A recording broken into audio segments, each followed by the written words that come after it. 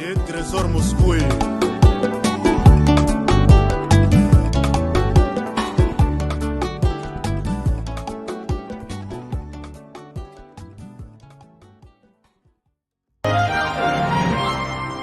Voilà, merci beaucoup mesdames et messieurs. Donc bienvenue chez nous, Global Télévision Moscou, toujours maître depuis la ville de Moscou, dans la capitale de la Russie. Hein. Donc voilà, je tiens directement rapidement à dire merci. Namuto a soutenu Arabiso vraiment de près, hein, de loin. Namoniwana, Blanchard Amputu. Topesio, vraiment, bah, merci. Ebele, il y a Madame Nabiso Amandine, Amandine Skakik. Donc voilà, merci na couple wana bazo tika biso te, bazo la kisa vraiment bolingo na bango pour na biso. Donc équipe na biso mobimba ya Global Télévision Moscou et Pesibino. Vraiment merci. Ebele lelo toye mo moke na analyse oyo pona kozongisa bato mo moke na sima parce que tomekaki kosala mwa lecture na biso, donc tosalaki lecture na biso na oyo etali Ferigola. Donc voilà, déjà Ferigola pesi biso Dynastie volume 1. Bato belé babandaki s'attendre na album oyo te. Alors tout mon album il y a 17 titres plus bonus, ça lit 18 titres. Album pour Rolanda Mobimba, surtout à 1h29 minutes, donc sur Rolandiango, album Mobimba. Vraiment faire rigolo la Pessibiso, Moussalamo à qualité. Cette Pessibiso Moussalamo à qualité. Et artiste, notre travail à Pessibiso est actif vraiment que artiste, ça fait 5 ans. Azaki, l'album a marché. Et à Pessibiso, album oyo na première écoute directement on doit encore captiver. Vraiment coup de chapeau côté on a pour artiste à utiliser ma sonorisation, à utiliser ma instrumental, il y a ma kasi pour kanga biso. Donc il va mawa na bande moloko la ba sing again. Moni bi bande comme sous na sing again pour faire rigoler la lobby chante encore. Sing again to sentir faire rigoler yembiango na mawa moko boye. Alors to commenter album après. Mais toujours mika ko retracer moi eloko moko pour nous faire comprendre la bande de surtout ba comprendre le travail au artiste asali. To kende déjà rapidement na nzembo loko la pyromane. Fallait déjà bazana hey moko boye ya kotale la faire rigoler. Pourquoi to lobi bon? Lelo biso tout featuring, apport à featuring, lelo la musique ya lelo. L'industrie musicale aujourd'hui, featuring, ça fait partie à boosting. Échange culturel, on n'en dit ce qu'on vient pas. Collaboration, on n'en dit ce qu'on vient pas. Mais il y a aussi un côté où il faut comprendre que ça fait aussi booster quelques artistes. Parce que artiste et artiste, azana communauté naie, tant que communauté moko X. Et artiste moro X, harmonie artiste moro basanganina artiste moro X directement du coup tout le monde a vraiment impulsion moro boezalaka les deux côtés. Communauté et artiste songolo pakala na communauté et artiste oyo pe ça reste comme moi le tout le monde en avec les Gims, avec les Dadju et consorts, on les sent partout et puis bien évidemment tout le monde en opé et pas Fally Ipupa. Fally a fait beaucoup de featuring, on a senti quand même que côté mo qui vraiment il a booster mais malheureusement boosting oyo artiste Fally Ipupa salaki na ba featuring na ye. Donc déjà tu vois qu'on a quand même un single d'or par rapport il y a ba travail au asali na bato parce que bato nyo surtout au artiste Fally asali na bango tout le monde a nini so bazo bimisa ba opus na bango bazo ba single d'or ba disque d'or. Voilà tous à la fois on a été tout kangi parenthèse wana to ya nango ata prochainement ya kosala sous moi ba analyse mususu na Italie ba featuring na bato ba sangani oyo vraiment un PC un peu négatif. Tokangi parenthèse on a toi awa na faire tant faire à lancer projet na ya Dynastie to mona ki ndenge nini to les salameki na réseaux sociaux. To les salami na réseaux sociaux ya olobake faire rigola asali union sacrée. Union sacrée par rapport à quoi? Basangani po babundisa Fally Ipupa. Je pense que c'était ça. Oyo, tout le monde qui fait communicateur révélé à côté à Fally. Mais là, il communiquer de la sorte. En disant que Ferré a sangani na ba JDT pour babundisa artiste Fally Ipupa. Maintenant, on a vu tout ça qui lecture na biso pour na olakisa na bato ke. Ferré Gola, il est d'abord sûr de lui-même. Tant que ça qui appelle ya ba massa na album eza ya Ferré. Alingaki a revivre biso le marquis, a revivre biso Kibisampipa, a revivre biso Wenge musique maison mère ya époque wana. En tout cas des visions oyo Ferré Gola azali nango yango wana. Et du coup tout le monde qui créaki mo makelele mais na retraçage auto sali to mi kozonga mo moke to zonga mo moke na sima makasi te. Tokosuka côté ya pyromane. Tomoni pyromane, surtout sur la pyromane avant pyromane, tous arrivent déjà na ba opisa makasi o Ferré Gola pesa biso lokola. Regarde-moi, mais regarde-moi ezaki opis oyo soki lelo tozwaki regarde-moi ba faut pas comprendre que ezalaki parce que Nzembo ezalaki fuité. Donc lokola Nzembo ezalaki fuité, artiste ezangi na choix te falaki ba bimisa yango mbangu.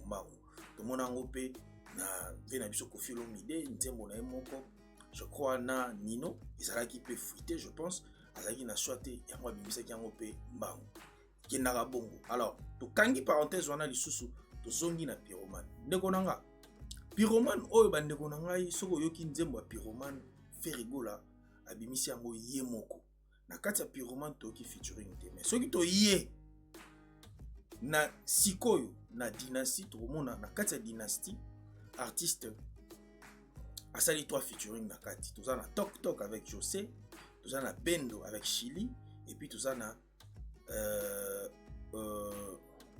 titre na Yena Inosbi, j'ai oublié encore le titre. Donc j'ai oublié Ikoya na Inosbi mais toka ki pe comme na 3 featuring wana artiste Ferré Gola azwa featuring na moko pesa na Utras. On a payé en plaire mais tu sentais qui artiste a sali en haute mais artiste a pesi biso Nzembo oyaye moko. Donc c'est-à-dire pyromane eza déjà il faut interpeller en même temps ba mélomane na ba fanatique et artiste et puis na ba artiste misusu va comprendre que Ferré Gola bimi na zone de confort na ye abimi na zone de confort na ye aye lisusu abima na zone de confort na ye na regarde-moi quand une autre c'est nous na regarde-moi ça que pis o fitaki. Et abimi lisusu pour la deuxième fois la zone de confort naïe a pesibi solo ko accroché. Ça déjà ko interpeller déjà bato mususu ba o bazaki dana ba discours mo ya lobake. Ferré Gola sangana ki na ba massa naïe a sangani na ba master naïe po ba bundisa artiste moko songolo pakala. Alors tous a deux points importants, na deux points autres importants. Premier point pyromane. Il faut pyromane bah tu vas comprendre pourquoi artiste alinga qui abimisa yango yemoko. Donc c'est-à-dire quelque part artiste a lancé un message fort.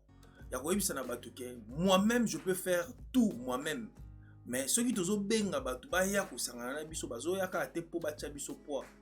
Mais ça ba échange culturel pour na pesa moi symbiose moko boya bien pour batu ba sepe. Ça ba appel. Et ça peut ba message. Yango na esi bino ke non et interpeller biso.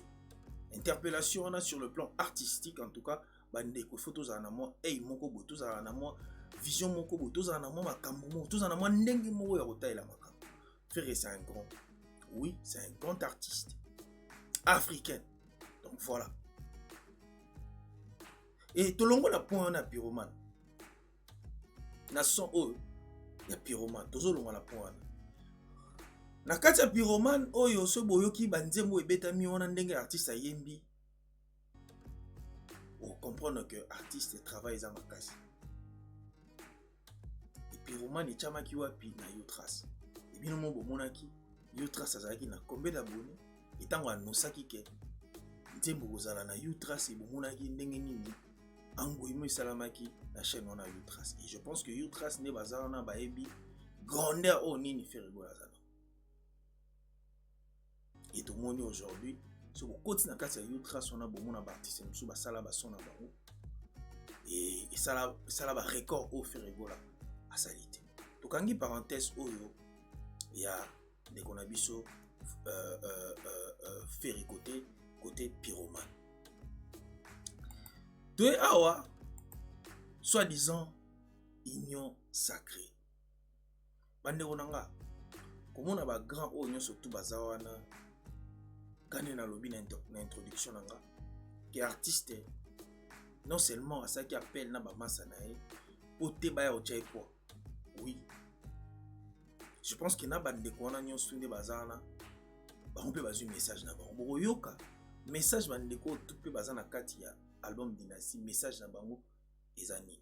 Et puis na batu oyo pe babandaki ko boule pour na bango ke faire étant masala qui appelle na ba master basala qui ont te po ba bumisa musicien mo songolo paka. Basala qui ngo ce qui fait basala qui ngo eza pona a revivre biso a pesa biso sous bilengi oyo to mona ba bilengi ya ba ko indi ko ton bazara na ensemble ba les marquis maison mère ton bazala bango tout na ba wenge musique à maison mère. C'était ça le but ya ndenge nini Ferregola asangisaki ba masanai tozo kende malembe tozu Dynasty bande tozu Dynasty. Pourquoi tu lobby que non message ça d'abord na côté mibale bato balobaki que Ferregola asali union sacrée pour ba bundisa mutu moko boye parce que l'autre comment sentir que moi ba comment changer pe déjà maloba comment changer message pour na bango ezanini Dynasty yango volé 1 minute peut-être bat bando zelake Ferregola obimisa peut-être Dynasty ozala sorti ya yena ba masana ce qui fait azaki na posa zo boosting parce que lelo batona tout pe bazala misa mikete batu pe belé bazala posa ya kozila bayoka lisusu JDT muloko na Ferregola batu baza pe sous na posa koyoka c'est le scam na bien Clinton. Vous comprenez côté elengi ya eloko ngo ezali mais Ferregola asali yango te. Vous comprenez? Donc asali yango te. Hein? Quand même, connaissez un peu de réfléchir mes frères. Asali yango te. Mais abimisi Dynasty o eza ye moko. Déjà côté wana message ekei na bato wana balobaki ke Ferregola azosala union sacrée pour babimisa bato mususu. Lelo babumisa bato mususu j'allais dire. Lelo surtout tout monde Dynasty. Bakamni Dynasty sali. Hein? Donc message ça deux côtés. Peut-être nana ba massa mususu o pe ba do boule ke atuzo ko chapoa alors que ça poa te bozo chapoa. Vous comprenez? Ils ont que no bo comprendre que Ferregola tant wa bengisaki bino ezaka pour à faire revivre sous bateau sentiment ou le kaka oyo bato basisaki yango te yango wana bandeko na biso babengaki bino. Mais côté sikoyo bandeko oyo baloba eza union sacrée sikoyo tozozela ba mission bosala parce que Dynasty ese bimi mais tout le monde ino bosala ba mission te tozozela bosala ba mission Dynasty yango ebimi na kati ya Dynasty awa bomoni artiste ba rumbe beti rumba trap na ebeti ya koloba mingi ezate. Donc bref tokosenga na bandeko nyonso surtout bayeba ke Ferregola aza grand artiste ya mboka na biso. Donc azosala musala na te po aleka bato mosusu mais azosala musala nde po asepelisa bato. Ezali philosophie mo ya bien bandeko bele ba mission bele pe il faut pour emboîter les pas yango nde c'est important. Bolanda vraiment album oyo na bokebi makasi et bo consommer yango avec balobaka sans modération parce que ils en a ba nzembo oyo ezana kati bandeko nanga soko yoki yango yo moko vandi mo se retrouver. Donc na yango na to yeka mo moke osala mo analyse ya retraçage ya kolakisa bato ke Ferregola aza artiste mo kete soki abengaki bato ezate po ba ya kotia epo soki abengaki bato ezate pe po babundisa artiste moko songolo paka. Donc ezaka po apesa biso susu babilengi oyo torataka ezaki projet wana ya Dynasty ndenge ezalaki.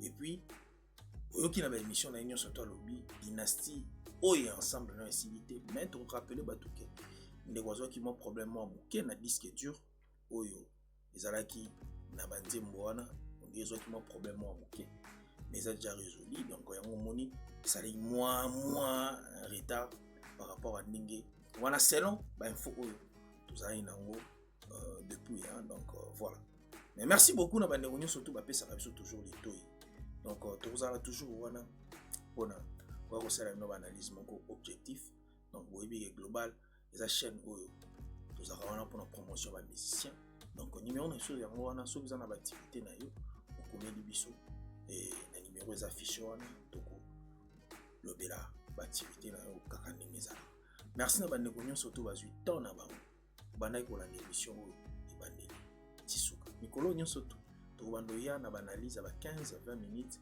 kaka ndenge ezalaka kala mpona koya kosala baanalyse moko ya baminitage moko un peu réduite mpona koaider bandeko mosusu kaka ndenge ezalaka mais bobosana te balive na biso ya pokwa ezalaka balive ya motivation oyo toka komotive bafanatike ya fere mpona consommation kaka ndenge ezalaka album eza kitoko album eza na plateforme nyonso to bokende bolanda yango oyo mkunga mpe eza déjà na YouTube donc ils ont se comporté vraiment bien na bandeko mosusu babimisaki déjà mais tisiko pe rien kaka mais quand les touristes abine eloko soki eza bien donc ba gaulois et gauloises partout côté bozali donc bo s'abonner na chaîne oyo Global Télévision Moscou boko banda kozanga vraiment ba actualité te na etali ba musiciens nyonso to on se retrouve à très bientôt bye bye et Trésor Moscou